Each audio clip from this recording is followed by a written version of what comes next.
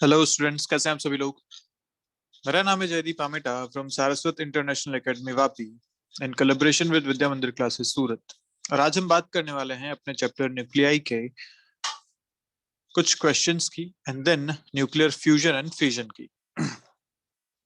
हमने last video तक ये देखा था कि रेडियो एक्टिविटी क्या होती है, उसका मैथमेटिकल रिलेशन क्या होते हैं। हमने देखा कि एक्टिविटी कैसे कहते हैं, नंबर ऑफ एक्टिव न्यूक्लियाई किसी टाइम टी पे कैसे लिखे जाते हैं, ये सारे रिलेशंस हमने देखे थे। हमने देखा था कि वो लॉगरिथमिक और एक्सपोनेंशियल रिलेशन अपने को मिल रहे थे। देखते हैं उन्हीं पे बेस्ड कुछ क्वेश्चंस। पहला क्वेश्चन आपको कह रहा है कि एक रेडियो एक्टिव न्यूक्लियस है, वो दो डिफरेंट प्रोसेसेस से डीके हो सकता है। मान लीजिए न्यूक्लियस अगर एक्स है तो वो वाई में भी कन्वर्ट हो सकता है, वो जेड में भी कन्वर्ट हो सकता है, ऐसी बात यहाँ पे लिखी गई है। The half life for the first process is T1, यहाँ की हाफ लाइफ T1 है और यहाँ की हाफ लाइफ T2 है, ऐसा दे रखा है आपको। ठीक है। Show that the effective half life T of the nucleus is given by this expression, ये अपने को बताना है। तो हाफ लाइफ मतलब हमने पढ़ा था कि जब इनिशियल का हाफ रह जाए उस टाइम को बोलते हैं हाफ लाइफ। अच्छा, अगर बात की जाए यहाँ डीके कांस्टेंट की, तो अगर फर्स्ट प्रोसेस के लिए let's say decay constant is λ1, second process के लिए डीके कांस्टेंट इज λ2, ऐसा लिखा जा सकता है। इनकी टर्म में अगर मैं लिखूं यहाँ पे तो λ1 को लिख सकता हूँ, क्या याद है फॉर्मूला, ln2/t1। याद आ रहा है, t half is equal to ln2/λ, ये एक्सप्रेशन आप लिखते थे, है ना। तो λ1 आ गया ln2/t1, ऐसे λ2 आ जाएगा आपके पास ln2/d2। क्लियर बात। अब अगर टोटल एक्टिविटी की यहाँ पे बात करें तो टोटल एक्टिविटी कैसे लिखी जाएगी। टोटल डीके कांस्टेंट वो लिखा जा सकता है lambda is equal to λ1 plus λ2। ठीक है। ऐसा इसलिए क्योंकि जो आपने सैंपल लिया है, मान लीजिए 1000 न्यूक्लियस आपने लिए, उसमें से हो सकता है कुछ वाई बने और कुछ जेड बने। अब सेम टाइम में λ1 के करस्पॉन्डिंग कुछ वाई बनने वाले हैं और उसी टाइम में λ2 के करस्पॉन्डिंग कुछ जेड बनने वाले हैं। इसलिए टोटल जो डीके हो रहा है यहाँ λ1 प्लस λ2 के करस्पॉन्डिंग हो रहा है, इसलिए हमने यहाँ लिखा λ इज इक्वल टू λ1 प्लस λ2। अगर यहाँ पे लैम्डा को लिखा जाए ln2/t इक्विवेलेंट, जो हमें कैलकुलेट करना है यहाँ पे, is equal to ln2/t1 plus ln2/t2, ये लिखा जा सकता है। अगर इसको सॉल्व करें तो ln2 सब जगह से कैंसिल हो गया है, यहाँ से अपने को मिल रहा है 1/t equivalent is equal to 1/t1 plus 1/t2। तो बेसिकली आपको यहाँ पे लैम्डा को ऐड करके टोटल लैम्डा निकालना है, क्योंकि उसी टाइम पे वो y भी बना रहा होगा, उसी टाइम पे वो z भी बना रहा होगा, तो टोटल जो डीके हुआ है उसका वो लैम्डा के करस्पॉन्डिंग होगा। ठीक है। देखते हैं नेक्स्ट क्वेश्चन क्या कह रहा है आपसे। A factory produces a radioactive substance A at a constant rate R, which decays with a decay constant lambda to form a stable substance. Okay. तो पहले तो A बन रहा है, किस रेट पे बन रहा है, R रेट पे बन रहा है। तो वो रेडियोएक्टिव सब्सटेंस है, वो तो डीके हो जा रहा है लैम्डा की रेट पे, उससे कोई स्टेबल सब्सटेंस लेट से बी बन रहा है, अपन ये मान लेते हैं। ठीक है। तो यहाँ पे फैक्ट्री हो गई, फैक्ट्री से ए बना और ए ने डीके होके बी बनाया, ऐसी एक प्रोसेस यहाँ पे चल रही है। क्लियर। ये जो ए बनने की रेट है ये आर है, ये कांस्टेंट रेट है, और ए से बी बनने की जो रेट है वो है लैम्डा, जो कि यहाँ दे रखा है इसका डीके कांस्टेंट। ओके, ये यहाँ पे हो रहा है। आगे बढ़ते हैं। Find the number of nuclei of A किसी भी टाइम पे, second the number of nuclei of B assuming the production of A starts at t equal to 0। ठीक है। और पूछा है कि also find the maximum number of nuclei of A present at any time during this formation। तो आपको पहले A बताना है कितना बना होगा, फिर B बताना है, फिर देखना है कि A का मैक्सिमम वैल्यू क्या हो सकती है। ठीक है, चेक करते हैं। तो वो कह रहा है फैक्ट्री में आप बना रहे हो A और A डिसइंटीग्रेट होके बन रहा है B। तो किसी भी टाइम पे अगर मैं n को बोलूं कि n is the number of nuclei at any time A, if n is the number of nuclei of A at any time t, तो हो क्या रहा है कि आर के करस्पॉन्डिंग तो आप बना रहे हो, तो मैं लिख सकता हूँ d n by d t rate of this is equal to r की रेट से तो आप इसे बना रहे हो, और लेमडा की रेट से ये लगातार डीके होता जा रहा है, तो हम जानते हैं lambda into n is d n by d t. तो वो भी यहाँ पे मैं लिख सकता हूँ इस तरीके से। तो ए जो किसी भी टाइम पे अपने को मिलेगा, जितना बना और जितना डीके हो गया, उन दोनों का डिफरेंस ये किसी भी टाइम पे आपके पास रहने वाला है। तो आर बनाया और लेमडा एन डीके हो गया, so this d n by d t can be written is this. अब अपने को एन की वैल्यू निकालनी है तो इंटीग्रेशन मेथड यूज करते हैं। D n by r minus lambda n is equal to integral d t. अब लिमिट कहां से कहां तक लगाऊं, तो t इक्वल टू 0 से आपने इसको बनाना शुरू किया, a तब 0 था, किसी भी टाइम t पे इसका नंबर n है जो आपको कैलकुलेट करना है। इसको सॉल्व करेंगे, आसानी से किया जा सकता है। एक लैम्डा बाहर आ जाएगा, सॉल्व करेंगे तो फाइनल एक्सप्रेशन मिलेगा n is equal to r by lambda 1 minus e raise to power minus lambda t। ये आपका एक्सप्रेशन यहाँ पे बनने वाला है, ठीक है। तो ये आपका आ गया नंबर ऑफ a किसी भी टाइम पे कितना होगा। अब अगर a इतना है तो क्या b भी निकाला जा सकता है? हाँ, अभी आराम से निकाल सकते हैं। तो number of nuclei of b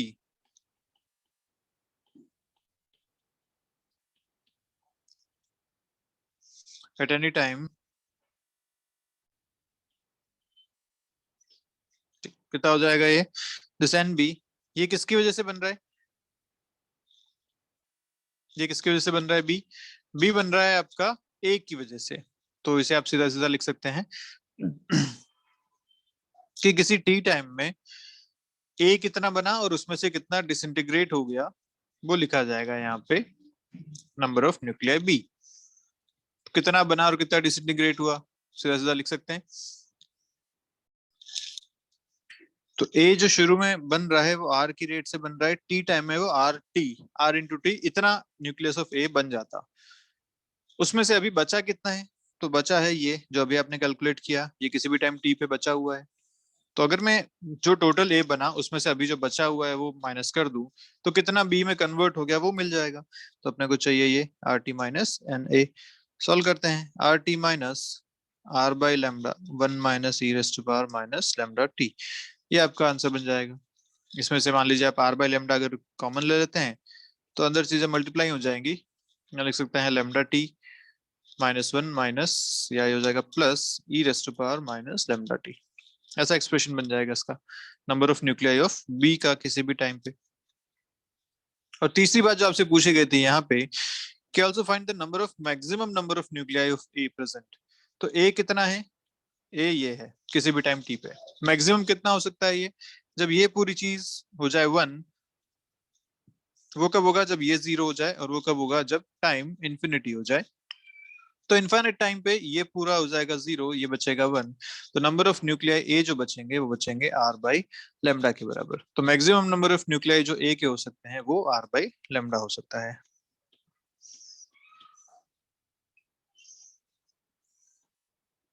clear, ये आपका आंसर हो गया। तो बस इसी तरीके से आपको step by step question solve करने हैं, कौन किससे बन रहा है और किस रेट से बन रहा है, ये चीजें यहाँ पे आपको देखनी पड़ेंगी। ऐसे एक क्वेश्चन और है, देखिए क्या कह रहा है। A radioactive substance A having N not active nuclei at T equal to 0, initial दे दिया आपको, decays to another radioactive substance B with decay constant lambda 1। ठीक है भैया, A से B lambda 1 की रेट decay constant से बनता है। B further decays to stable substance C with decay constant lambda 2। अच्छा, जो B बना वो further decay हो रहा है lambda 2 से और C बना रहा है। ओके, तो अपन इक्वेशन कुछ ऐसे लिख सकते हैं कि A से B बन रहा है और B से C बन रहा है। यहाँ डीके कांस्टेंट है लैम्डा 1, यहाँ डीके कांस्टेंट है लैम्डा 2। ऐसी सिचुएशन है। अगर टाइम इक्वल टू 0 की बात करो तो ये एन नॉट है, ना तो बी बना है ना सी बना है। फिर आगे बोला गया आपसे find the number of nuclei of a b and c after time t. तो किसी भी टाइम टी पे लेट्स से इसके न्यूक्लियाई n1 है, इसके n2 है और इसके n3 है, ये अपने को कैलकुलेट करना है कि n1 n2 n3 कितना कितना है। ओके, अब अगर ए की बात करूं तो ए क्या है भैया, ए के लिए हम जानते हैं कि किसी भी रेडियोएक्टिव एलिमेंट का नंबर ऑफ एक्टिव न्यूक्लियाई किसी भी टाइम पे लिखा जाता है n नॉट e पावर माइनस लैम्डा टी। तो अपन 1 लिख सकते हैं सीधा सीधा ए के केस में, n1 will be n not e पावर minus lambda T. Lambda 1t, ठीक है, इसमें तो कोई दिक्कत वाली बात है नहीं, क्योंकि जो ए है वो लैम्डा 1 के डी के कांस्टेंट से कन्वर्ट हो रहा है, तो किसी भी टाइम पे उसके एक्टिव न्यूक्लियस रहने वाले हैं इतने, ठीक बात। अब अगर बी की बात करें, तो बी जो है वो लैम्डा 1 के डीके कांस्टेंट की वजह से बन रहा है और लैम्डा 2 के डीके कांस्टेंट की वजह से लगातार खत्म हो रहा है। ये दो चीजें उसके पास है। तो सोचो अगर लैम्डा 1 वाली जो रेट है वो ज्यादा है और लैम्डा 2 वाली रेट जो है वो कम है, तो ये लगातार बढ़ता रहेगा, और ऐसा नहीं है तो ये कम होता रहेगा। तो अपने को देखना पड़ेगा कि कितना इसके लिए अपन लिखा है। तो d n two by d t अगर बी के लिए लिखा जाएगा तो लिखा जाएगा लेमडा 1 एन 1 की रेट से तो ये बना है, माइनस लेमडा 2 एन 2 की रेट से ये खत्म हो जाएगा। ये बात यहाँ पे लिखी जा सकती है। क्लियर है कैसे लिखा अपन ने? D n two by d t, n two क्या है? बी का एक्टिव नंबर ऑफ न्यूक्लियाई, तो उसका अगर डिसइंटीग्रेशन हो रहा है, डी के हो रहा है, तो एन टू के हिसाब से होगा, इसलिए माइनस में आएगा वो। और क्योंकि वो बन रहा है एन वन के हिसाब से, तो ये इसका पूरा एक्सप्रेशन लिखा जाएगा। अब इसको अगर सॉल्व करें, तो सॉल्व करने पे ये एक डिफरेंशियल इक्वेशन आपके सामने बनती है। देखिए इक्वेशन कैसी है ये, d n two by d t plus lambda 2 n two minus lambda 1 n 1 is equal to 0। ये एक डिफरेंशियल इक्वेशन है। तो जो नीट वाले बच्चे हैं उनसे तो ऐसा क्वेश्चन नहीं पूछा जाएगा, तो उनको कोई चिंता की जरूरत है नहीं, वो ये क्वेश्चन स्किप कर सकते हैं। और जो जेई वाले बच्चे हैं, डिफरेंशियल इक्वेशन उन्होंने सॉल्व करना सीखा है या अब सीख जाएंगे, तो फाइनल एक्सप्रेशन में इसका आपको बताता हूँ कि क्या मिलता है आपको। फाइनल एक्सप्रेशन जो आपको मिलता है इस इक्वेशन को सॉल्व करके, वो मिलेगा n two e raised power lambda 2 into t is equal to lambda 1 n not e power lambda 2 minus lambda 1 into t divided by lambda 2 minus lambda 1 plus constant. ये इक्वेशन आपके पास बनने वाली है इस डिफरेंशियल इक्वेशन को solve करके। अब अपने को पता है कि टाइम जब 0 था तो n2 कितना था? b कुछ नहीं बना हुआ था, b भी 0 था। अगर मैं यहाँ पुट करता हूँ तो देखो क्या मिलता है। n2 की जगह 0 पुट करूंगा, ये पूरी टर्म 0 हो जाएगी। टाइम की जगह 0 पुट करूंगा तो ये टर्म 0 हो जाएगी, मतलब यहाँ बचेगा 1 1/λ2 - λ1 और ये सारी इक्वेशंस।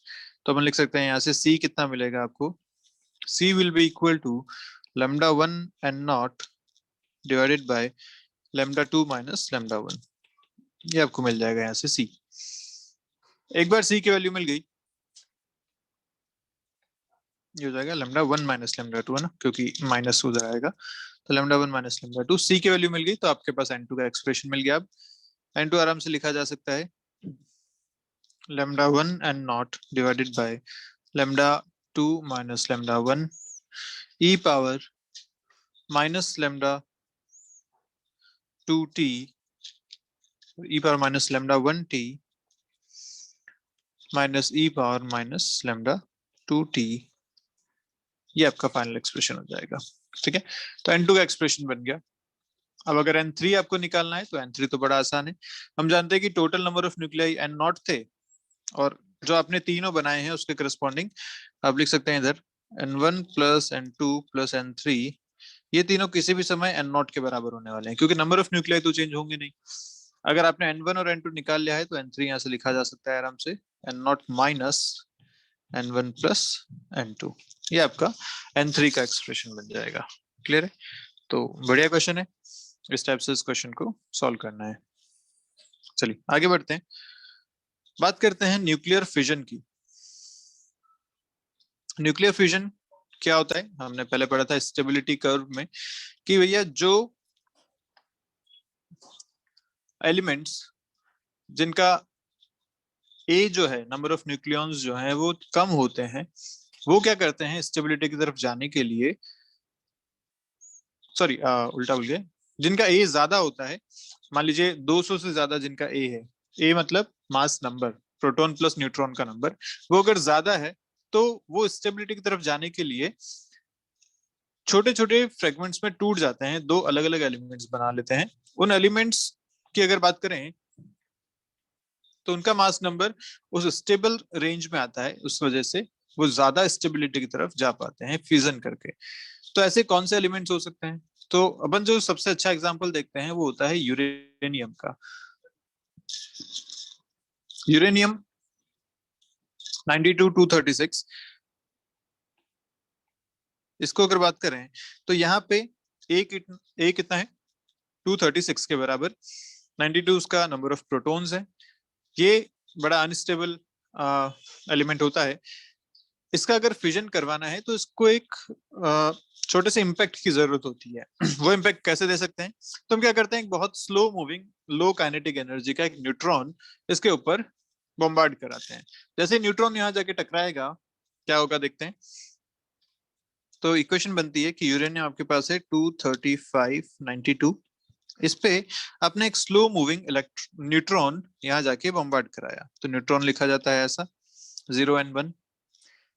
इसकी वजह से ये किस में कन्वर्ट हो जाएगा, ये कन्वर्ट हो जाएगा U92 236 में। और ये जो 236 एलिमेंट है ये बड़ा अनस्टेबल होता है, ये तुरंत ही दो एलिमेंट्स में टूट जाता है। लेट्स से एक्स और वाई दो एलिमेंट्स में टूट गया और साथ में ये दो न्यूट्रॉन्स बाहर निकालता है, ठीक है ऐसा।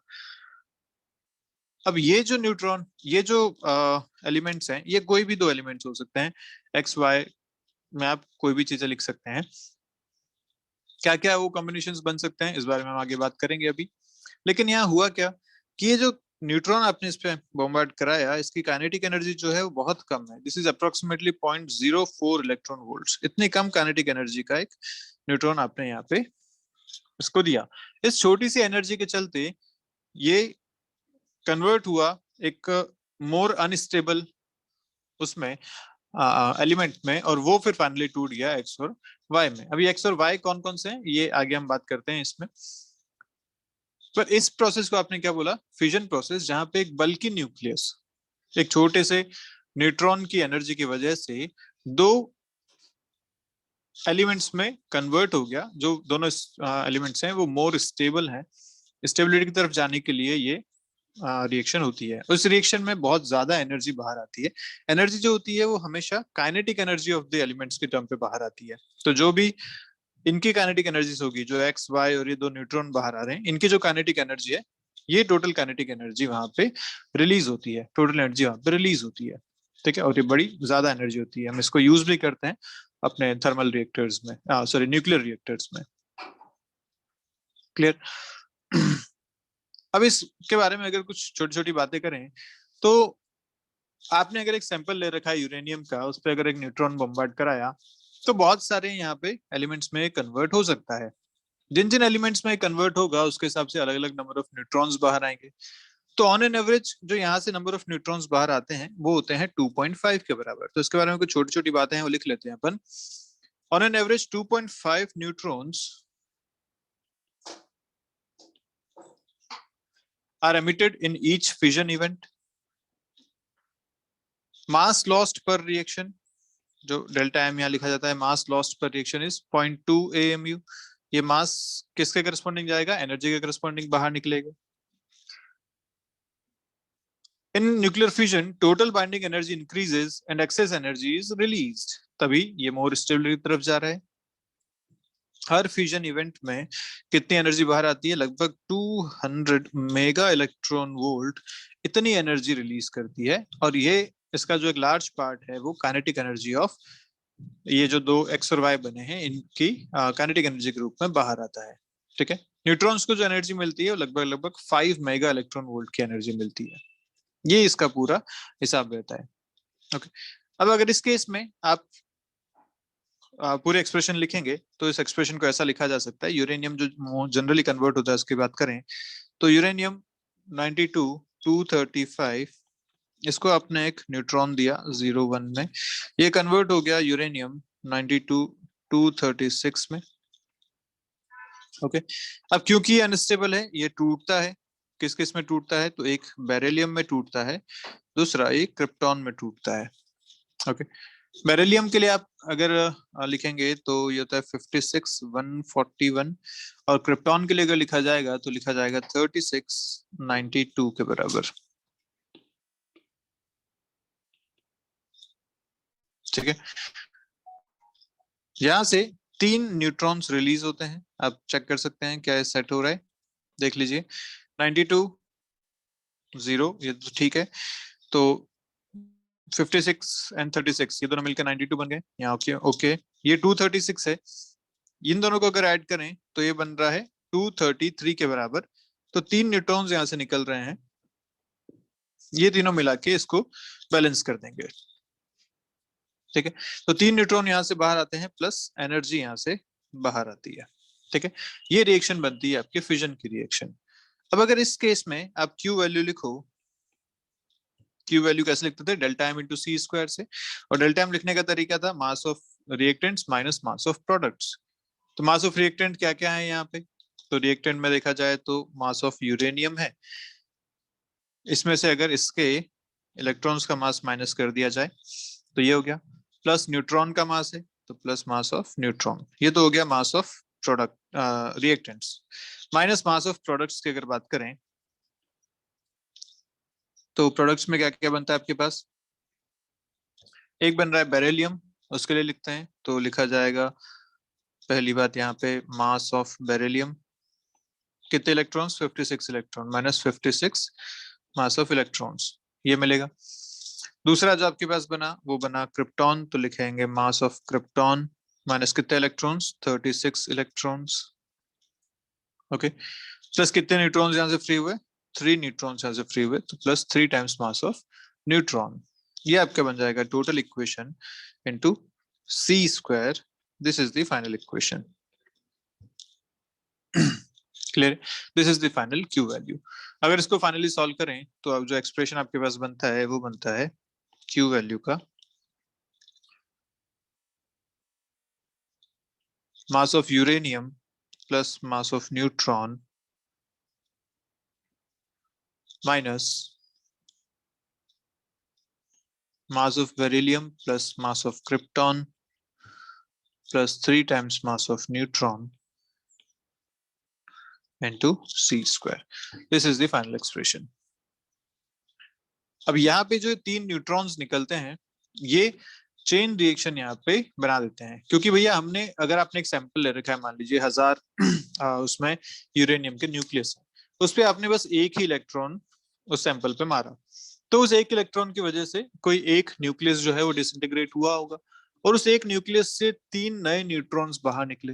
अब सोचो वो जो 3 नए न्यूट्रॉन्स बाहर निकले वो जाके फिर से 3 अलग अलग यूरेनियम जो एटम वहां पे रखे हुए हैं उनको डिसइंटीग्रेट करेंगे, फिर उस हर एक डिसइंटीग्रेशन से 3 और नए निकलेंगे, मतलब टोटल 9 नए न्यूट्रॉन्स वहां पे बाहर आ चुके हैं।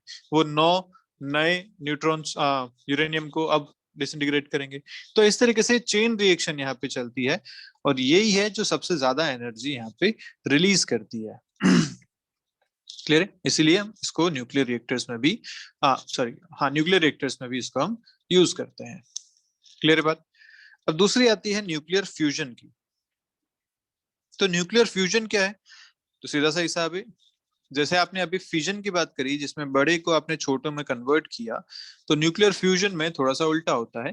यहाँ पे जो लाइट न्यूक्लियाई होते हैं जिनका ए 20 से कम होता है वो साथ में फ्यूज हो जाते हैं, मतलब साथ में आ जाते हैं, जिससे उनकी बाइंडिंग एनर्जी पर न्यूक्लियन बढ़ जाती है और इसकी जो एक्सेस एनर्जी है वो रिलीज हो जाती है।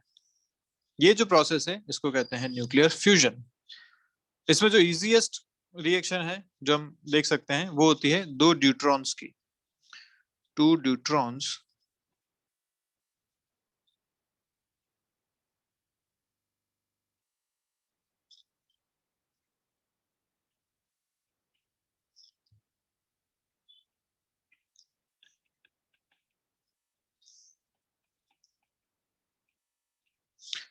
या फिर एक ड्यूट्रॉन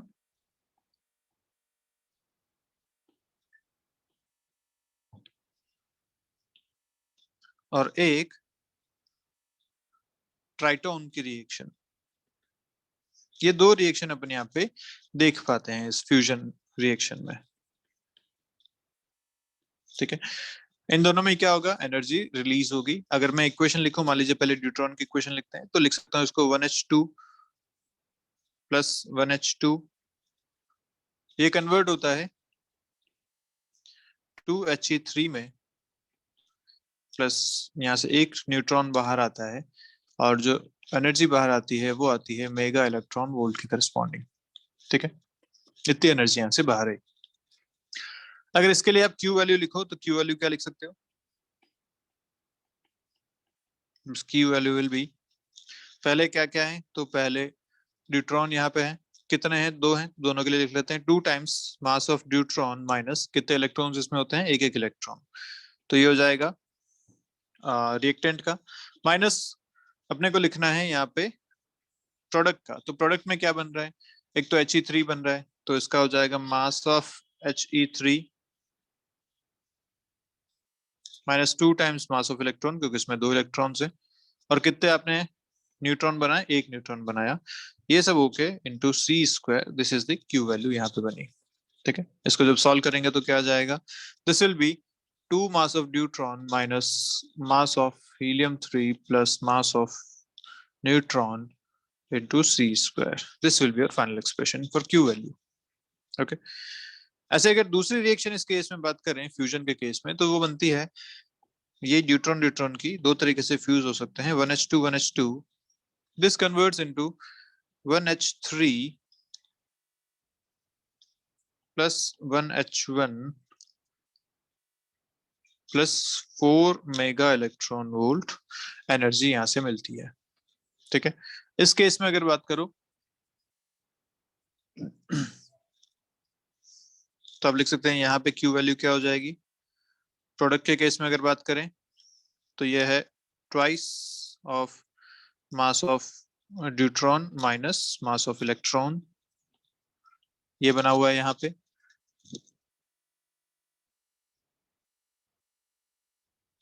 प्रोडक्ट में क्या क्या बन गए, प्रोडक्ट में आपके पास बन गए, एक बना 1h3 विच इज ट्राइटोन, तो इसको लिख सकते हैं मास ऑफ ट्राइटोन माइनस कितने इलेक्ट्रॉन इसमें होते हैं, एक इलेक्ट्रॉन इसमें होता है, प्लस एक हाइड्रोजन बना, तो मास of hydrogen minus mass of electron, ये आपके पास टोटल एक्सप्रेशन बन गया, और इनटू सी स्क्वायर करेंगे तो आपकी क्यू वैल्यू बन गई। क्लियर है, इसको अगर सॉल्व करें तो फाइनल एक्सप्रेशन जो बनता है क्यू वैल्यू का क्या बन जाएगा, 2 times mass of deuteron minus mass of triton plus mass of hydrogen into c square, ये आपकी क्यू वैल्यू बन गई। ऐसे जो तीसरी फ्यूजन की रिएक्शन अपने को देखते हैं वो बनती है एक ड्यूट्रॉन और एक ट्राइटोन को बना के। ठीक है, ड्यूट्रॉन के केस में अगर देखो तो यहाँ इक्वेशन पर लिख सकते हैं 1h2 प्लस 1h3, इन दोनों को अगर फ्यूज किया जाए तो जो फाइनल बनता है 2he6 sorry 2he4 not 6, helium 2he4 plus एक न्यूट्रॉन बाहर आता है, प्लस 17.6 मेगा इलेक्ट्रॉन वोल्ट की एनर्जी बाहर आती है। क्लियर है, और इस केस में आप अगर क्यू वैल्यू लिखो तो कैसे लिख सकते हो, this Q value will be equal to, products क्या क्या है, तो एक है ड्यूट्रॉन जिसमें से एक इलेक्ट्रॉन माइनस कर दो, प्लस एक है आपके पास ट्राइटोन, इसमें से एक इलेक्ट्रॉन माइनस कर दो, ये तो हो गया प्रोडक्ट, सॉरी ये हो गया रिएक्टेंट, माइनस प्रोडक्ट अगर लिखना है तो लिखा जाएगा, एक तो हीलियम हो गया, तो मास of helium minus 2 times mass of electron plus हो गया मास ऑफ न्यूट्रॉन। ठीक है, ये आपका बन जाएगा expression into c square, this will be the Q value in this case. Clear है सारी बातें अच्छे से, इलेक्ट्रॉन्स वाली चीजें हटा दो तो बचता है आपके पास final expression, mass of deuteron plus mass of triton minus mass of helium plus mass of neutron into c square. This is the q value in this case. Okay.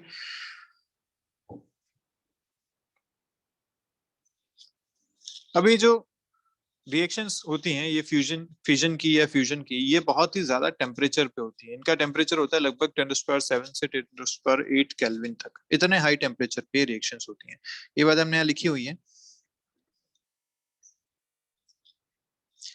These reactions take place at ultra high temperatures, 10⁻⁷ से 10⁸ kelvin, इतने high temperature पे होती है। ठीक है, अगर आप pressure बहुत इंक्रीज कर दो तो ऐसा मान सकते हैं कि भैया ये टेम्परेचर थोड़ा कम हो जाएगा, लेकिन फिर भी टेम्परेचर सिग्निफिकेंटली हाई रहता है।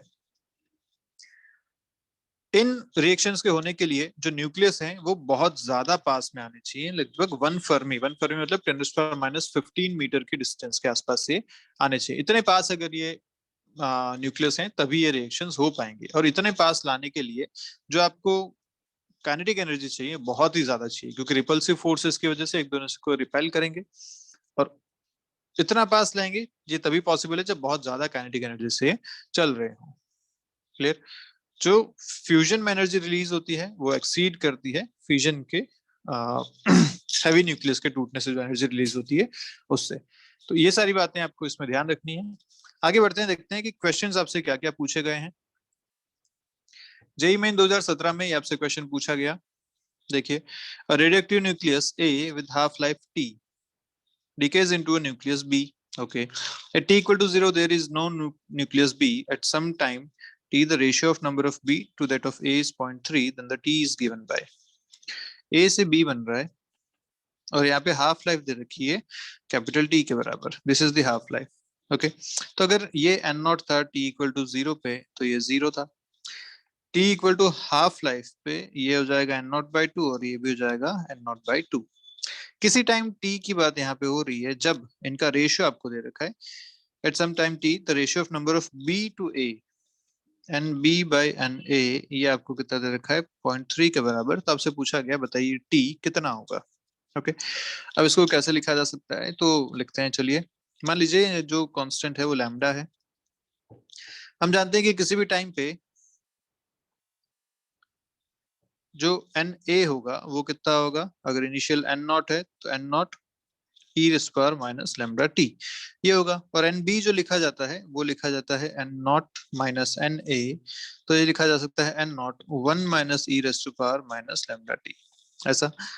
अब यहाँ पे अगर आपको दे रखा है ratio n B by N a का, तो मैं रेशियो लिखता हूँ n B by N a, कितना लिखा जाएगा ये 1 minus e square minus lambda t divided by e square minus lambda t, ये रेशियो लिखा जा सकता है।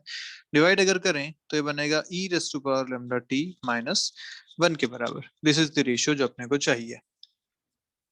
ओके, ये एनबी बाई एन जो आपको दे रखा है 0.3 गिवन है ऑलरेडी आपको, is equal to e raise to power lambda t minus 1। यहाँ से e raise to power lambda t लिखा जाएगा तो लिखा जाएगा 1.3 के बराबर। अपने को हाफ लाइफ दे रखा है टी और अपन जानते हैं half life is equal to ln 2 by lambda. यहाँ से अगर मैं लैम्डा लिखूं तो लिख सकता हूँ ln 2 बाय टी के बराबर। ठीक है, यहाँ पे मैं इधर एक बार ln लेता हूँ तो यह आएगा lambda t is equal to ln 1.3। Lambda की जगह डाला ln 2 बाई टी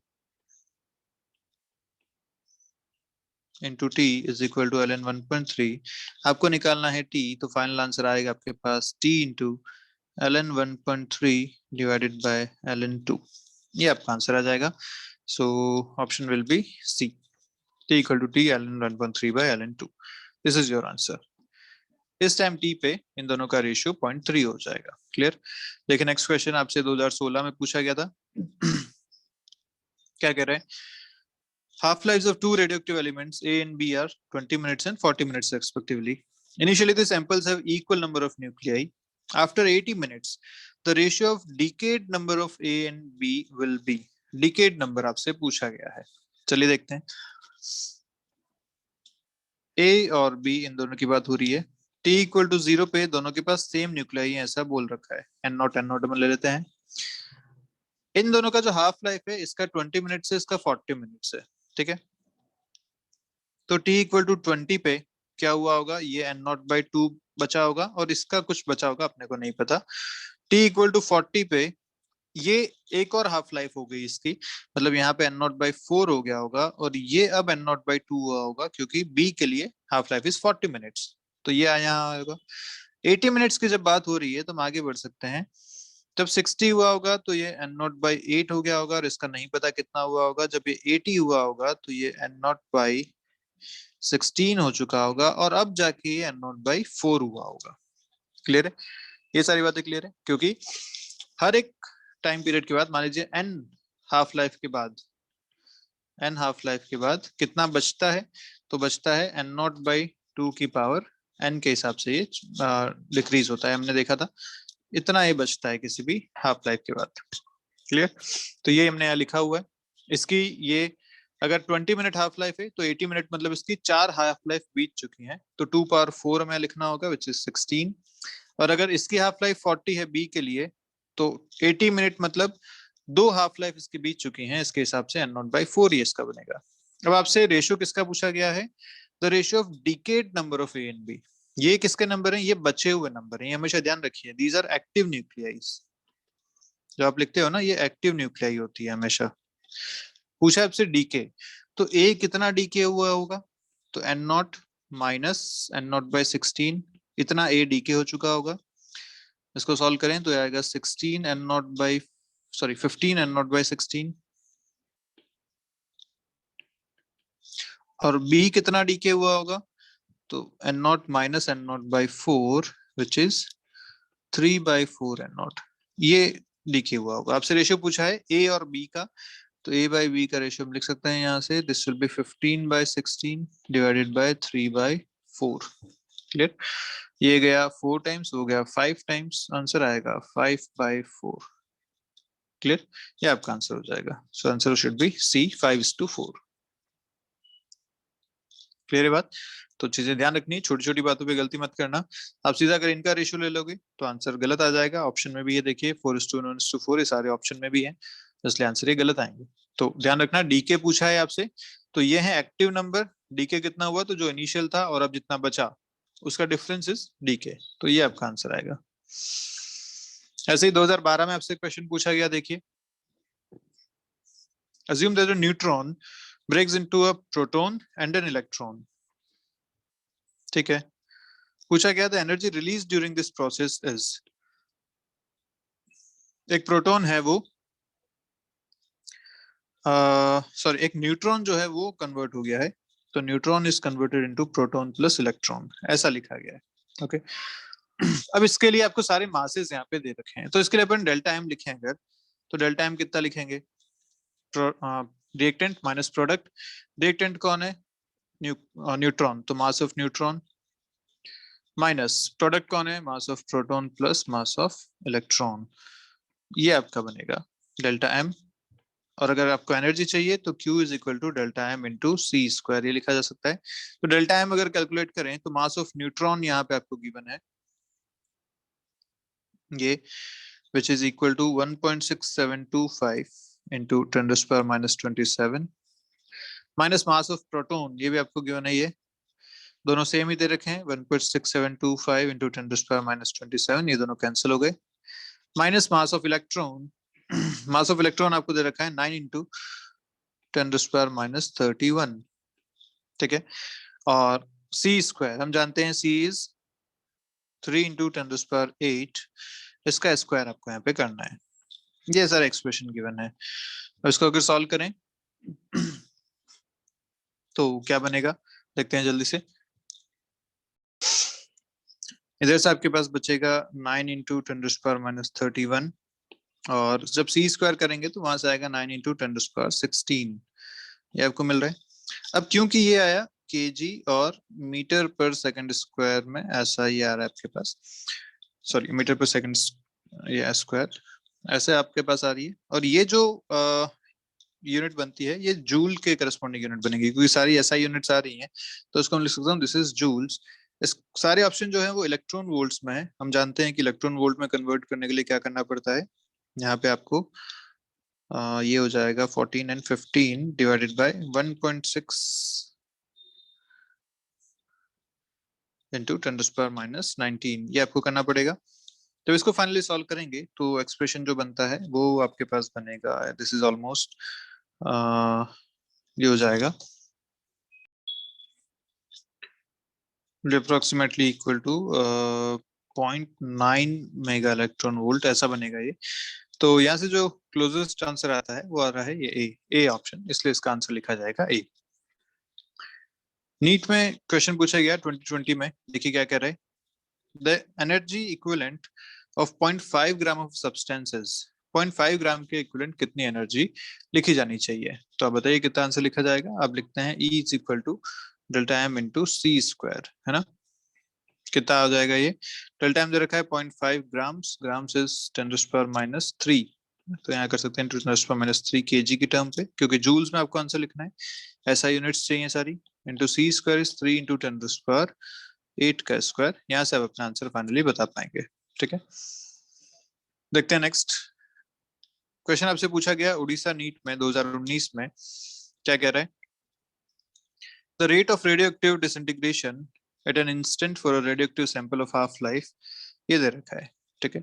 तो rate of integration d n by d t, ये आपको गिवन है कितना, 10 पर सेकंड, और हाफ लाइफ दे रखा है यहाँ पे 2.2 इंटू 10⁹ सेकेंड्स। ये दो चीजें गिवन है। The number of radioactive atom in the sample at that instant is, इस टाइम पे एन कितना है ये आपसे पूछा गया है। ओके, तो सीधा सा तरीका है, अपन जानते हैं this d n by d t is equal to lambda into n, ये रिलेशन अपने को पता है, यहाँ से एन निकाल सकते हैं।